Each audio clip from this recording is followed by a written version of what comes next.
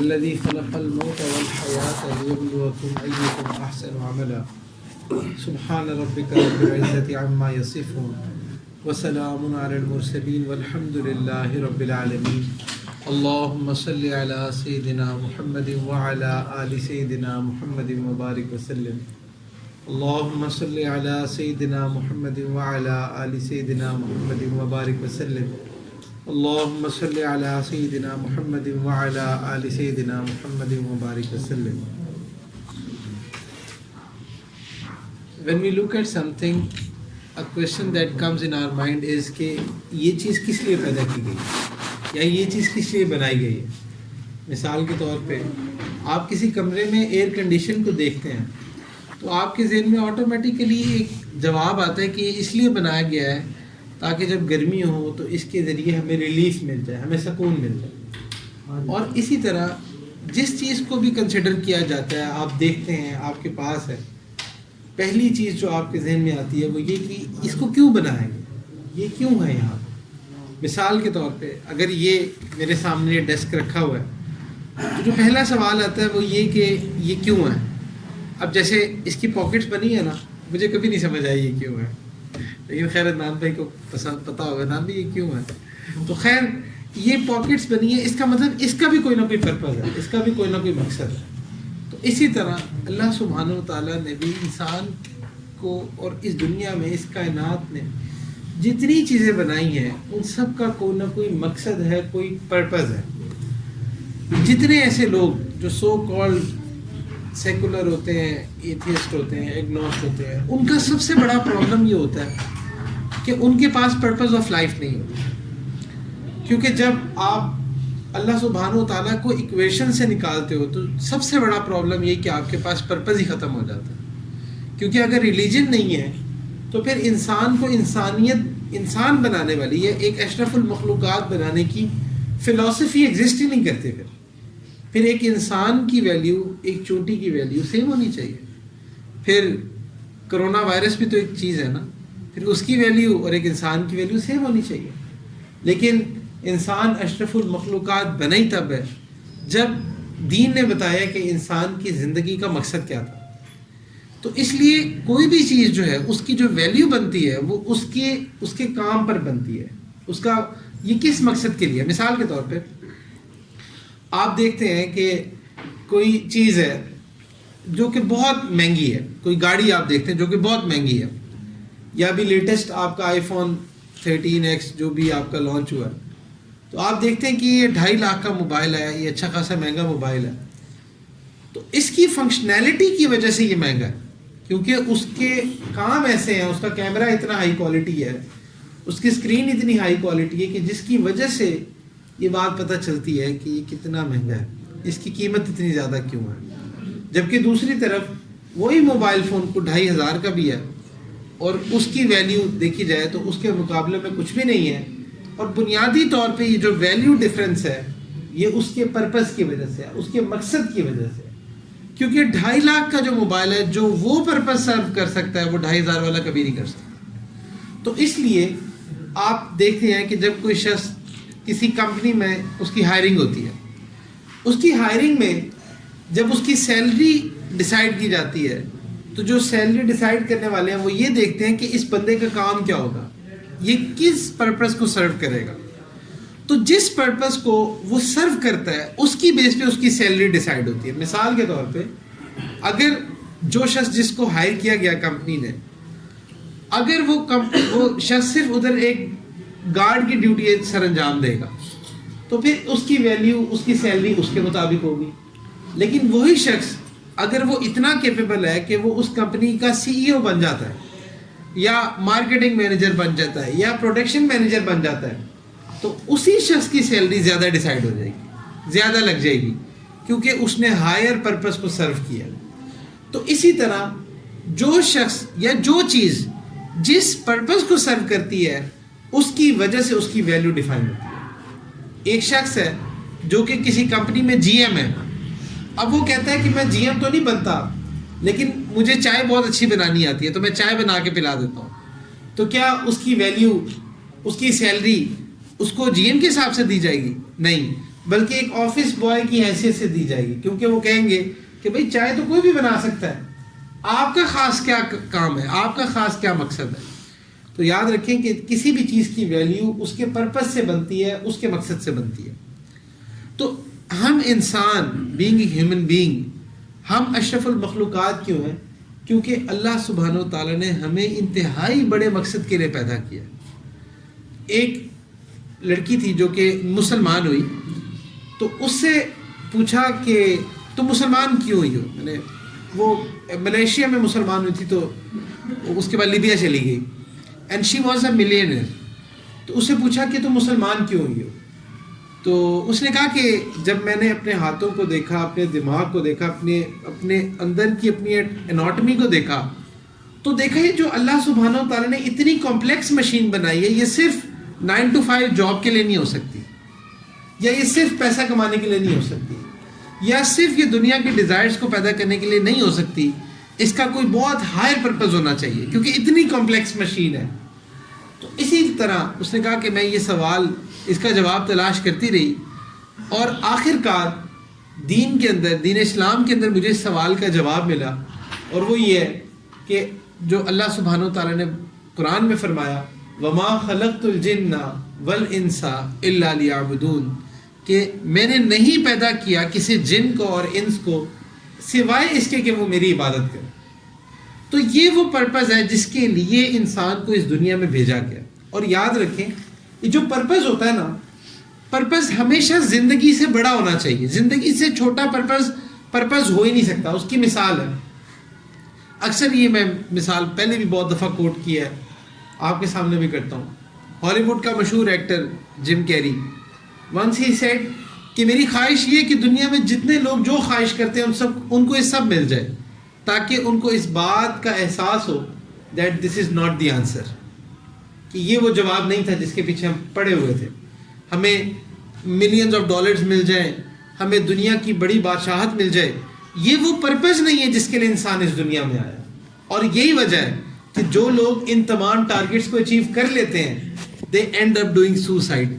کتنے multi millionaire ہیں جنہوں نے سوسائڈ کیا ہے، کتنے مشہور فیمس ایکٹر ایکٹریسز ہیں جنہوں نے سوسائڈ کیا ہے، جو سویٹ ڈپریشن کے مریض ہیں. اس کی بنیادی وجہ یہ ہے کہ وہ ایک فیک پرپز کو سرو کر رہے ہیں. انہوں نے وہ زندگی کا پرپز بنا لی ہے جو کہ اصل میں ہے ہی نہیں. آپ یہ گاڑی ہے، یہ گاڑی پیٹرول سے چلتی ہے، آپ کہتے ہیں کہ نہیں پیٹرول مہنگا ہو گیا ہے تو میں نے پیٹرول نہیں ڈالنا بلکہ میں نے اس کے اندر پانی ڈالنا ہے. یا آپ کہتے ہو کہ بھائی مجھے نا روح افزا بہت اچھا لگتا ہے تو میں روح افزا بنا کے گاڑی میں ڈال دوں، تو کیا اسے گاڑی چلے گی؟ نہیں چلے گی، کیونکہ اس کی ڈیزائننگ ہی ایسی نہیں ہے. اسی طرح اللہ سبحانہ و تعالیٰ نے جو ہمیں بنایا ہے، ہماری ڈیزائننگ ہی ایسی نہیں ہے کہ ہم مٹیریلزم پہ خوش ہو سکیں. ہماری ڈیزائننگ ہی ایسی نہیں ہے کہ دنیا کی چیزیں لے کر ہمارے دلوں کو سکون آ جائے. یہ ہماری ڈیزائننگ ایسی ہے ہی نہیں. یہ جو ٹین ایج ہوتی ہے اور یہ جو یونیورسٹیز کالجز کی ایج ہوتی ہے، یہ تو اسپیشلی ایسی ہوتی ہے کہ یہاں پہ چھوٹے چھوٹے گول سیٹ کیے جاتے ہیں.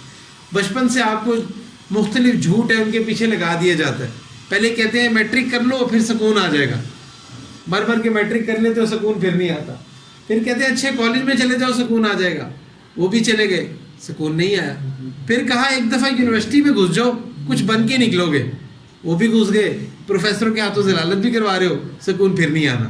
پھر کہیں گے کہ اچھا اب جاب مل جائے، کوئی سفارش مل جائے، اس کے پیچھے پاگل ہو گئے، اور پتہ چلے گا کہ جاب بھی مل گئی، سیلری بھی سیٹ ہو گئی، بٹ اسٹل سکون نہیں ہے، بلکہ آگے سے آگے جانے کی خواہش ہے. تو یہ کبھی بھی انسان اس پر راضی نہیں ہو سکتا، نہ ہوتا ہے. تو اللہ سبحانہ و تعالیٰ نے اس کو انسان کا پرپز نہیں بنایا. ایک چیز ہوتی ہے ضرورت اور ایک چیز ہوتی ہے پرپز. یہ دو چیزیں مختلف ہوتی ہیں. مثال کے طور پہ اگر آپ یہاں سے مری جانا چاہتے ہیں تو مری جانا آپ کی ڈیسٹینیشن ہے، اور آپ کے پاس گاڑی ہونا، آپ کے پاس باقی چیزیں ہونا، یہ ادھر جانے کے لیے ہیلپ فل ہے، تو یہ ضرورت ہے. اسی طرح ہمارا جو پرپز ہے وہ اللہ سبحانہ و تعالیٰ کی عبادت ہے. اب اس کے لیے جو چیزیں ہمیں چاہیے ہوتی ہیں دنیا میں، ہم چاہے وہ مال پیسے کی صورت میں کمائیں، یونیورسٹیز میں ایجوکیشن کی صورت میں کمائیں، یا اور اپنے کمفرٹ کے طور پر کمائیں، جو چیزیں ہماری اس پرپز کو سرو کرتی ہیں وہ تو ایکسیپٹیبل ہیں، وہ تو ضرورت ہے، اور جو ہمیں اپنے مقصد سے ہٹا دیتی ہیں تو وہ ارریلیونٹ ہے. آپ اپنی یونیورسٹیز میں نہیں ہوتا کہ اگر کوئی ٹیچر کہے کہ یہ ٹاپک ہے لیکن یہ آؤٹ آف دی کورس ہے، تو ہم کہتے ہیں سر جب آؤٹ آف دی کورس ہے، سلیبس میں ہے ہی نہیں، تو پھر پڑھانے کا کیا فائدہ؟ ہمیں نہ پڑھائیں، ہمیں صرف سلیبس کی چیز پڑھائیں، کیونکہ ہم لوگ ٹارگٹ اورینٹیڈ ہوتے ہیں۔ اسی طرح اللہ سبحانہ و تعالیٰ نے ہمیں اس دنیا میں عبادت کے لیے بھیجا ہے، اپنی ہائر محبت کے لیے بھیجا ہے، الٹیمیٹ محبت کے لیے بھیجا ہے۔ اب اس محبت کو چھوڑ کے ہم جس چیز کے پیچھے لگیں گے وہ ہمیں سکون نہیں دے سکتی۔ یہ اللہ سبحانہ و تعالیٰ نے اس دنیا کا الگوریدم ایسا بنایا ہی نہیں ہے کہ اس میں ہمیں سکون آ جائے۔ یہ اللہ نے بنایا ہی ایسے ہے کہ انسان کا دل تب تک چین میں نہیں آتا جب تک قرآن میں جیسے اللہ فرماتے ہیں الا بذکر اللہ تطمئن القلوب، کہ دلوں کا سکون صرف اللہ کی یاد ہو۔ پھر اسی طرح ایک اور جگہ اللہ قرآن میں فرماتے ہیں الا من اتى اللہ بقلب سلیم، کہ قیامت والے دن اللہ ٹیسٹ کریں گے کہ کس شخص کا دل جو ہے کون قلب سلیم لے کر آیا ہے، کون پیوریفائڈ ہارٹ لے کر آیا ہے، کس کا دل ایسا ہے جس میں تکبر نہیں ہے، کس کا دل ایسا ہے کہ جس کے اندر حسد نہیں ہے، کس کا دل ایسا ہے جس کے اندر شرک نہیں ہے، کس کا دل ایسا ہے جس کے اندر دنیا کی محبت نہیں ہے، جس کے اندر مال پیسے کی شہوت نہیں ہے، کس کا دل ایسا ہے جو ان تمام چیزوں سے پاک ہے اور جس کے اندر صرف اللہ کی محبت قائم ہے۔ اللہ اس دل کو قیامت والے دن چیک کریں گے، دلوں کو ٹٹولا جائے گا کہ اچھا اس کے دل میں کیا ہے، اس کے دل میں کیا ہے، اس کا دل میں کیا ہے۔ جیسے آج کل وہ اسکینر آ گیا نا، موبائل فون، اگر آپ نے واٹس ایپ اپنے لیپ ٹاپ پر چلانا ہو تو ادھر وہ ایک کوڈ لکھا آتا ہے، وہ کوڈ ڈیزائن سا بنا ہوتا ہے، آپ موبائل سے اسکین کرتے ہیں، اگر وہ اسکین ٹھیک ہو جائے تو وہ لاک کھل جاتا ہے۔ اسی طرح ہر دل کو اسکین کیا جائے گا، اللہ سبحانہ و تعالیٰ اسکین کریں گے کہ کیا اس کا دل صاف ہے یا نہیں۔ تو اس لیے ہم لوگ جو اس دنیا میں آئے ہیں وہ اپنے دلوں کو پاک کرنے آئے ہیں۔ اللہ کی عبادت یہ دل کو صاف کر کے ہوتی ہے۔ جب دل میں ریا نہیں ہوتی، جب دل میں حسد نہیں ہوتی اور صرف اللہ سے محبت ہوتی ہے، تو اس وقت انسان اپنی زندگی کے پرپس پہ آ جاتا ہے، اور جب وہ اپنی زندگی کے پرپس پہ آتا ہے تبھی اس کی ویلیو لگتی ہے، تبھی وہ اشرف المخلوقات کہلاتا ہے۔ نہیں تو قرآن میں اللہ سبحانہ و تعالیٰ فرماتے ہیں اولئک کالانعام بل ہم اضل، کہ وہ تو چوپائے ہیں، یعنی کہ جانور ہیں، بلکہ ان سے بھی بدتر ہیں۔ وہ کن کو کہا گیا؟ وہ ان کو کہا گیا کہ جو اپنے مقصد پہ نہیں ہوتے، جو اپنے مقصد کو سرو نہیں کرتے۔ یہ ایسے ہی ہے کہ آپ کے گھر میں دو قسم کی چیزیں ہوتی ہیں، کچھ ایسی چیزیں ہوتی ہیں جو قیمتی ہوتی ہیں، اور کچھ ایسی چیزیں جن کو آپ کوڑا کہتے ہیں، کوڑا کرکٹ ہے۔ اب وہ جو کوڑا ہوتا ہے نا، اس کو کوڑا کیوں کہتے ہیں؟ کیونکہ اس کا کوئی مقصد نہیں ہوتا، وہ ویسٹیج ہوتے ہیں۔ اسی طرح جو انسان اپنے مقصد پر نہیں ہے، اللہ نے جس مقصد کے لیے اس کو اس دنیا میں بھیجا ہے، جو انسان اس مقصد کو سرو نہیں کر رہا، تو اس کا مطلب کہ اس کی اللہ کے ہاں کوئی ویلیو نہیں ہے، اور اللہ سبحانہ و تعالیٰ کے ہاں اس کی حیثیت مکھی کے پر اس کے برابر بھی نہیں ہے، مچھر کے پر کے برابر بھی نہیں ہے۔ آج ہمارے نوجوان کنفیوزڈ ہوتے ہیں کہ بھئی یہ کفار کو اتنا مال پیسہ، اتنی ترقی کیوں مل رہی ہے اور اتنا سب کچھ کیوں مل رہا ہے؟ اگر یہ اللہ کے دشمن ہے تو اتنا سب کچھ کیوں مل رہا ہے؟ تو یاد رکھیں وہ اس لیے مل رہا ہے کیونکہ ان کا آخرت میں حصہ نہیں ہے۔ آخرت میں صرف حصہ ایمان والوں کا ہے، اور اللہ سبحانہ و تعالیٰ ہر شخص کو وہ دیتے ہیں جس کے لیے وہ محنت کرتا ہے۔ آج مسلمانوں نے محنت کرنی چھوڑ دی ہے، دین پر محنت کرنی چھوڑ دی ہے، اور یہ وجہ ہے کہ جب مسلمان دین کو چھوڑتا ہے تو اس کی کوئی عزت نہیں رہتی، اس کے مقدر میں صرف ذلت لکھ دی جاتی ہے، چونکہ وہ اللہ سے بے وفائی کرتا ہے۔ اس کی مثال ایسے ہے کہ جیسے آپ کسی یونیورسٹی میں ایڈمیشن لیتے ہیں، تو جب آپ یونیورسٹی میں ایڈمیشن لیتے ہیں تو تب آپ یونیورسٹی سے ایک چیز ڈیمانڈ کرتے ہیں، اور وہ ڈیمانڈ ہے ڈگری کی، اور جب آپ یونیورسٹی سے وہ ڈیمانڈ کرتے ہیں تو یونیورسٹی آپ پر ایسے رولز اپلائی کرتی ہے جو صرف آپ پر ہوتے ہیں، دوسروں پر نہیں ہوتے۔ مثال کے طور پہ اگر آپ یونیورسٹی سے کوئی چیز ڈیمانڈ ہی نہ کریں اور ویسی یونیورسٹی چلے جائیں تو اس کا مطلب یہ کہ آپ پر کوئی فیس اپلائی نہیں ہوتی، آپ کے لیے کلاسز میں جانا کوئی ضروری نہیں ہے، پیپرز اٹیمپٹ کرنا کوئی ضروری نہیں ہے، تو یہ مشقتیں آپ پر بالکل لاگو نہیں ہوتی۔ اس کی وجہ یہ کہ آپ نے کچھ ڈیمانڈ ہی نہیں کی۔ تو اسی لیے جب مسلمان کلمہ پڑھتا ہے لا الہ الا اللہ محمد رسول اللہ، تو اس کا مطلب وہ اللہ سے ڈیمانڈ کرتا ہے، وہ اللہ سے محبت کا دعویٰ کرتا ہے کہ اے اللہ میں سب سے زیادہ آپ سے محبت کرتا ہوں، اور پھر اللہ کے رسول صلی اللہ علیہ وسلم سے محبت کا دعویٰ کرتا ہے۔ تو چونکہ آپ دعویٰ کر دی ہے اور طلب ہے جنت کی، تو اسی طرح سے جب آپ پر ایسے رولز اپلائی ہوں گے جو کفار پر اپلائی نہیں ہوتے، اس کی ریزن یہ کہ انہوں نے دعویٰ ہی نہیں کیا، وہ جنت چاہتے ہی نہیں ہے۔ اگر وہ چاہتے ہوتے تو پھر ان پر بھی یہ دین کے رولز اپلائی ہوتے ہیں, شریعت کے رولز اپلائی ہوتے ہیں. تو اس لیے مسلمان کی ترقی دین کو چھوڑ کر نہیں ہو سکتی, کیونکہ یہ اس کے الگوریتم میں ہی نہیں ہے, اللہ نے اس کو ڈیزائن ہی ایسا نہیں کیا. تو اس لیے جب آپ دین کو چھوڑو گے تو آپ بھول جاؤ کہ آپ سکون میں ہوگے, آپ سکون میں کبھی بھی نہیں ہو سکتے. تو اس لیے اب میرے شیخ فرماتے ہیں کہ دین کو چھوڑ کے تم زندگی کو انجوائے کر کے دکھا دو, تم کر ہی نہیں سکتے, کیونکہ اللہ نے کسی اور چیز میں لذت رکھی نہیں ہے. اچھا, اب مثال کے طور پہ آپ میں سے کسی کے ذہن میں سوال آ سکتا ہے کہ بھائی نیٹ فلکس دیکھتے ہوئے تو بہت مزہ آتا ہے, اور موویز دیکھتے ہوئے تو بہت مزہ آتا ہے, ایون گانے سنتے بھی مزہ آتا ہے, اور دوستوں کے ساتھ ہینگ آؤٹ کرنے میں بھی بہت مزہ آتا ہے, اور جتنے حرام کام ہیں, گناہ ہیں, بظاہر تو اس میں مزہ آتا ہے. یاد رکھیں, گناہ کے اندر لذت ضرور ہے, لذت ہوتی ہے, لیکن سکون نہیں ہے. وہ تھوڑی دیر کی لذت ہوتی ہے, اس کے بعد ایسی بے سکونی ہوتی ہے کہ جو انسان کو تباہ کر کے رکھ دیتی ہے, بے چین کر کے رکھ دیتی ہے. تھوڑی دیر کے لیے آپ کو لذت آتی ہے, لیکن بعد میں پھر آپ اپنے آپ پر ہی ملامت کرتے ہو کہ یہ کیا میں کر بیٹھا, کیونکہ اس کی وجہ یہ ہے کہ اللہ نے اس کو گناہ کو ایسا ڈیزائن ہی نہیں کیا کہ اس کے اندر سکون ہو. جیسا کہ اگر یہ اے سی بنایا گیا تو اے سی کو ڈیزائن ہی ایسا نہیں کیا گیا کہ اس کے اندر سے آگ ہے, بلکہ اس کے اندر سے تو ٹھنڈی ہوا آئے گی. اسی طرح اللہ سبحانہ و تعالیٰ نے نیکی کو ایسا ڈیزائن کیا ہے کہ اس سے انسان کے دل کو سکون ہو, اور گناہ کو ایسا ڈیزائن کیا ہے کہ انسان کے دل کو بے سکون کر دیتا ہے. اس کی مثال ایسے ہے کہ جیسے میدا ہوتا ہے نا, میدا, اب میدے کو اللہ نے ایسا ڈیزائن کیا ہے کہ کچھ خاص نیوٹرینٹس ہیں, میدا صرف انہی کو ہی ابزارب کر سکتا ہے. اب آپ کسی ڈاکٹر کے پاس جائیں, وہ کہیں آپ کے اندر نا آئرن کی ڈیفیشنسی ہو گئی ہے, آپ کے اندر آئرن پتہ ہے کس کو کہتے ہیں, لوہے کو کہتے ہیں نا, کہ لوہے کی ڈیفیشنسی ہوگی. آپ کہتے ہیں میں ایسا کرتا ہوں, صبح ایک کیل کھا لیتا ہوں, دوپہر کو ایک نٹ کھا لیتا ہوں, اور رات کو ایک بولٹ کھا لیتا ہوں, تو کیا آپ کا میدا ٹھیک ہو جائے گا؟ بلکہ نہیں, آپ کا میدا ڈسٹرب ہو جائے گا. اب کھا آپ آئرن ہی رہے ہو, لیکن مسئلہ یہ ہے کہ اللہ نے آپ کے میدے کو ایسا ڈیزائن ہی نہیں کیا کہ وہ اس کو ڈائجسٹ کر سکے, تو آپ کا میدا خراب ہوگا کہ نہیں ہوگا. اسی طرح جب انسان برائی کرتا ہے, گناہوں میں پڑتا ہے, اللہ کی نافرمانیاں کرتا ہے, تو اس کا دل بے سکون ہو جاتا ہے, کیونکہ اس کے دل کو اللہ نے ایسا ڈیزائن ہی نہیں کیا کہ وہ اس سے راحت پکڑ سکے. اور یہی وجہ ہے کہ جتنے سنگرز ہیں, جتنے ہالی ووڈ ایکٹرز ہیں, ڈپریشن سے بھرے پڑے ہیں. کبھی آپ جو ہے نا وہ پاپ سنگرز کی ٹویٹس دیکھتے ہیں جن کو سویٹ ڈپریشن ہے, کبھی آپ کسی ایکٹر کی ٹویٹ دیکھتے ہیں جو ڈپریشن پہ بات کر رہے ہیں.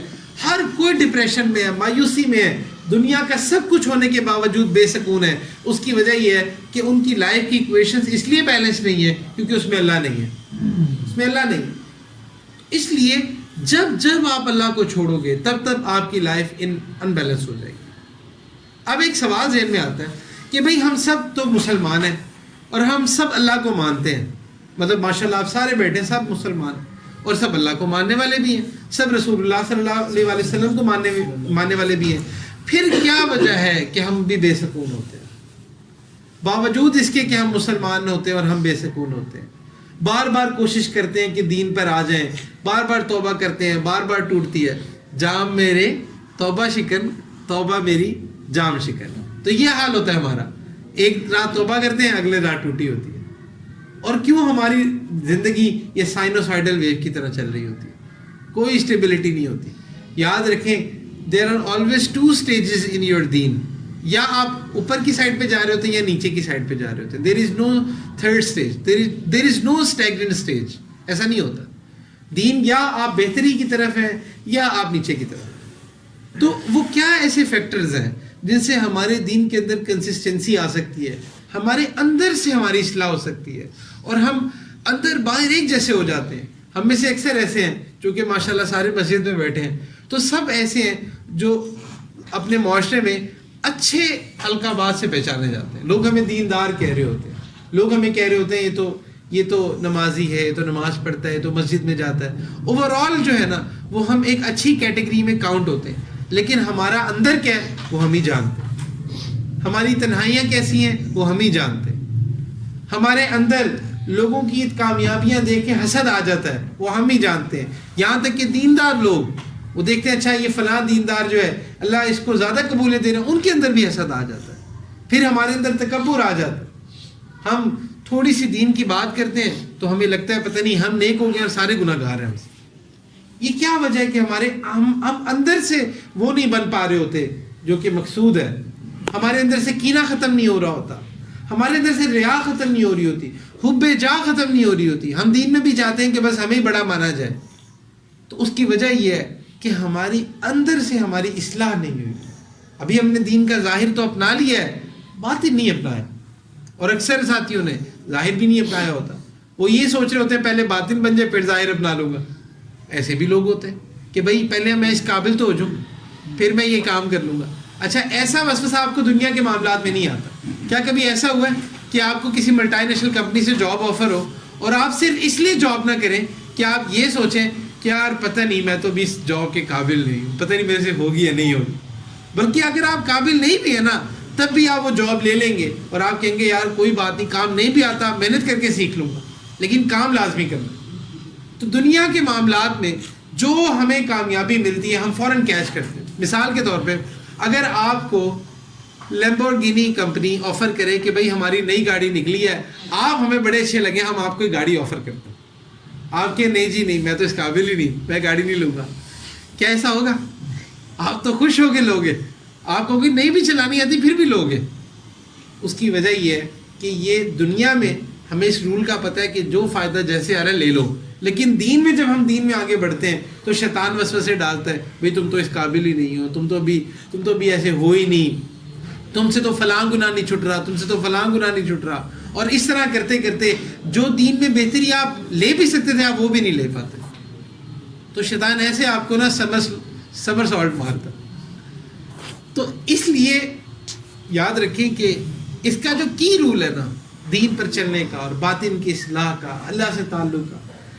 دیکھو موبائل فون میں آپ پیکیجز لیتے ہو نا, آج کل وہ ہائیبریڈ پیکیجز آتے ہیں, اس میں فری منٹس بھی ملتے ہیں, فری SMS بھی ملتے ہیں, MBs بھی ملتے ہیں اور ساری چیزیں ملتی ہیں. اسی طرح دین جو ہے نا یہ کمپلیٹ پیکیج کا نام, جس کے اندر اتباع سنت بھی ہے, جس کے اندر تقویٰ بھی ہے, جس کے اندر جو ہے للہیت بھی ہے, جس کے اندر عبادات بھی ہیں, جس کے اندر حقوق اللہ بھی ہے, حقوق العباد بھی ہے, معاملات بھی ہیں, سیاسیات بھی ہیں, ہر شے, دعوت و تبلیغ بھی ہے, ذکر و اذکار بھی ہے. یہ تمام چیزیں نا یہ پورا ایک کمپلیٹ دین کا پیکیج ہے. اب اس پیکیج کو ایکٹیویٹ کیسے کرنا, اس کا ایک ہی طریقہ ہے, وہ یہ ہے جو قرآن نے کہا ہے, یا ایھا الذین آمنوا اتقوا اللہ وکونوا مع الصادقین. اے ایمان والو تقوی اختیار کرو اور نیک لوگوں کی صحبت اختیار کرو. ہمارا پرابلم یہ ہے کہ ہم نے ساری صحبت کو نا یوٹیوب سمجھ لی ہے. یوٹیوب سے بیانات سنتے ہیں, بظاہر موٹیویٹ ہو جاتے ہیں لیکن دین میں نہیں آتا. اس کی وجہ یہ ہے کہ یوٹیوب سے آپ کو صحبت تو نہیں ملتی, آپ کے باطن کی اصلاح تو نہیں ہوتی. اسی یوٹیوب کے اندر ایک بیان سنا اور نیچے ریکمنڈیشن میں ایسی واہیات تصویر آتی ہے کہ وہ سارا آپ کا نور ضائع, اور آپ سوچتے ہو کہ یار یہ کیا ہوا میرے ساتھ. تو اسی طرح سے جب تک آپ نیک لوگوں کی صحبت میں نہیں بیٹھو گے جس بھی شکل میں ہو تب تک دین لائف کے اندر داخل نہیں ہوگا. ایک بات. دوسری بات یہ ہے کہ دیکھو یہ جو قرآن میں کہا گیا ہے نا کہ نیک لوگ کہ الا من اتى اللہ بقلب سلیم, کہ قیامت والے دن یہ دیکھا جائے گا کہ قلب سلیم کون لے کر آیا. تو دیکھو جیسے ہر چیز کے ڈاکٹر ہوتے ہیں نا, دل کے بھی ڈاکٹر ہوتے ہیں. یہاں پہ دل سے کے ڈاکٹر یہ کارڈیولوجسٹ نہیں, ان کی بات نہیں کر رہا, بلکہ قلب کے ڈاکٹر ہوتے ہیں. ایسے لوگ جو کہ دل کی صفائی پر کام کرتے ہیں. دیکھو اگر آپ کا جسم بیمار ہو تو کس کے پاس جاتے ہو؟ پلمبر کے. کس کے پاس جاؤ گے؟ ڈاکٹر کے. پلمبر کے پاس سے نہیں جاؤ گے. اور اگر آپ کے مثال کے طور پہ گاڑی خراب ہو تو ڈاکٹر کے پاس جاؤ گے, مکینک کے پاس جاؤ گے. تو اس کا مطلب یہ ہے کہ ہر چیز کے اپنے اپنے اسپیشلسٹ لوگ ہوتے ہیں. جب انسان نے اپنے باطن کی اصلاح کرنی ہوتی ہے, دل کی اصلاح کرنی ہوتی ہے, روح کی اصلاح کرنی ہوتی ہے, دین میں آگے بڑھنا ہوتا ہے, تو اس کے لیے اللہ والوں کی صحبت میں جانا ہوتا ہے, ایسے لوگوں کی جن کے پاس یہ ہنر ہو, جو اس چیز پر محنت کرتے ہیں. جب تک آپ کسی سے اصلاح نہیں کرواؤ گے, کاؤنسلنگ نہیں کرواؤ گے, آپ ساری زندگی اسی طرح چلتے رہو. بار بار توبہ کرو گے, بار بار ٹوٹے گی, بار بار توبہ کرو گے, بار بار ٹوٹے گی, اور آپ ایک لیول سے آگے بڑھ ہی نہیں پاؤ گے. تو اس کے لیے آپ کو کسی نہ کسی سے رابطے کی ضرورت ہوتی ہے. تو اس لیے اس کے لیے ضروری ہوتا ہے کہ آپ کسی اسپرچل ڈاکٹر سے رابطہ رکھو، کسی ایسے شخص سے کہ جن کی بات آپ کو موٹیویٹ کرے، انسپائر کرے، اسپرچلی آپ کو فائدہ ہو، جو آپ کو ٹپس دے سکے. تو جو بندہ اس حوالے سے خود پر محنت کرتا ہے اسی پر اللہ سبحانہ و تعالیٰ یہ رستہ کھولتا ہے. نہیں تو دیکھو یونیورسٹیز میں آپ گئے ہو، آپ نے نالج سیکھا ہے، قربانی دی ہے نا، سب کچھ چھوڑ کے آگے بیٹھے ہو، اپنے ٹیچرز پکڑے اور وہ ٹیچرز لیے کہ جو کہ اس فیلڈ کے ماہر تھے، اس کے بعد جا کے آپ کو نالج آئے. تو جب دین حاصل کرنا ہے اس کے لیے نہ آپ کو کسی کو اپنا ٹیچر بناتے ہو، نہ کسی کو شیخ بناتے ہو، نہ کسی سے رابطہ رکھتے ہو، نہ کوئی ذکر اذکار، نہ کوئی ٹپس، نہ کوئی اس کے پروز اینڈ کون، کچھ آپ جب اس پہ اسٹرگل ہی نہیں کرتے تو پھر یہی وجہ ہے نا کہ بچپن سے لے کے اب تک کی نمازوں کو اگر آپ کمپیئر کرو تو وہ اسی طرح کی نمازیں، پہلے بھی وسوسے بہت آتے تھے، ابھی بھی خیالات بہت آتے ہیں، کوئی چینجنگ نہیں ہے. پہلے بھی گناہوں میں پھنسے ہوئے تھے، اب بھی گناہوں میں پھنسے ہوئے. کچھ دین میں بہتری نہیں ہو رہی. اس کی وجہ یہ ہے کہ آپ اس بہتری کو پانے کے لیے جو اسباب اللہ نے بنائے ہیں آپ وہ اسباب ہی نہیں پکڑے. شفا کون دیتا ہے؟ تو ڈاکٹر کے پاس کیوں جاتے ہیں ہم؟ کیونکہ اللہ نے ایک سبب بنایا. تو اسی طرح سے اتباع سنت کے لیے ڈاکٹر کے پاس جاتے ہیں. تو اسی لیے ہدایت کس کے ہاتھ میں ہے؟ اللہ کے ہاتھ میں. لیکن اللہ نے اسباب کون سے بنائے ہیں؟ قرآن بنایا، حدیث شریف بنائی، نبی علیہ السلام کو بھیجا اور مختلف لوگوں کو. پھر اس طرح نیک لوگ ہوتے ہیں آپ کی سوسائٹی میں، کونوا مع الصادقین، یہ ایک سبب ہی ہے نا کہ اللہ نے بتایا کہ نیک لوگوں کے ساتھ. تو جب تک آپ سبب اپناؤ گے نہیں اور سوچو گے کہ گھر بیٹھے ہدایت آ جائے گی، گھر بیٹھے میرے نفس کا تزکیہ ہو جائے گا، گھر بیٹھے میرا دل پیوریفائی ہو جائے گا، تو ایسا تو نہیں ہونے لگا. If you are thinking like this, then you are living in a fool's paradise. تو اس لیے اس کے لیے آپ کو ایک صحبت میں آنے کی ضرورت ہوتی ہے، کسی سے اصلاح لینے کی ضرورت ہوتی ہے. اور یہی کانسیپٹ ہوتا ہے، جو کانسیپٹ ہوتا ہے کہ آپ کسی اللہ والے سے رابطے میں رہو، ان سے ذکر اذکار لو، ذکر اذکار سیکھو. وہ یہی کانسیپٹ ہوتا ہے کہ انسان اپنے باطن کی اصلاح کرے. آپ کو پتہ تو چل سکے کہ دین میں جب انسان آتا ہے تو اس کے اپس اینڈ ڈاؤنس کیا ہوتے ہیں، کیا اس کی باریکیاں ہوتی ہیں.